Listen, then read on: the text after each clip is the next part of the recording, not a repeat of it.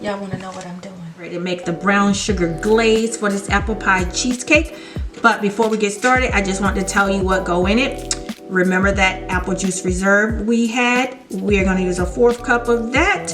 We have a 1/2 cup of brown sugar. We have 4 tablespoons of butter. And we have 2 tablespoons of, I'm using heavy whipping cream, or you can use milk or half and half.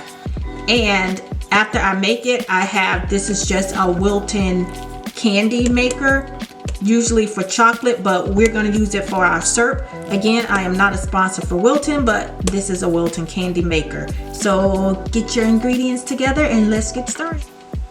Okay, so in order to make this glaze, the ingredients that I just went over, we're going to boil them all together for about 1 to 2 minutes. I might do 3 to 4, who knows, just when it get thick. So we're going to pour them all.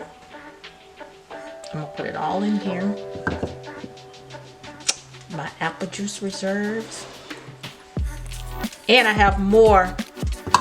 You should have more reserves too in case you want to put more in there. Can you see? Everything's in there. So let's put it on the stove and let it do what it do. See how everything is all incorporated together, and we're just waiting for it to get a little bit thicker. As it thickens, you can take another spoon and kind of taste it to see if you want to put some more of the apple reserves juice in it. Look at it bubble up. Bubbling and thickening.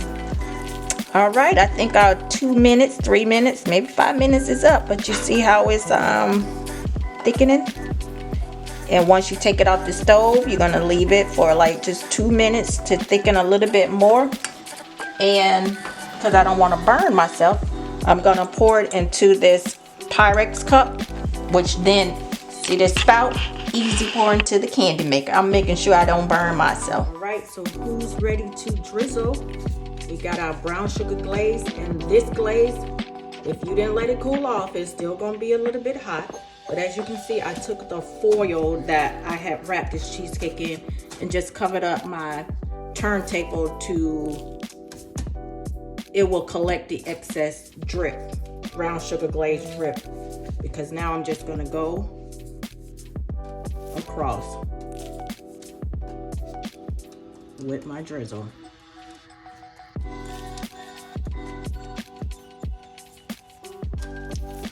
I did it that way. I'm gonna turn the table a little bit. This stuff is hot. And I'm just gonna go across like this. But we're gonna store this in the fridge. Of course, everybody knows cheesecake needs to be stored in the fridge. But when you cut this cheesecake, and we're cutting the cheesecake cold, not at room temperature, you should also have a cup of hot water beside you with a nice sharp blade. And in between each cut, you dip that knife in that hot water, clean it a little bit, and do your cut, and you'll get nice sliced clean cheesecake cups. So enjoy, and until the next time, thank you for watching. Share and have others subscribe to this channel.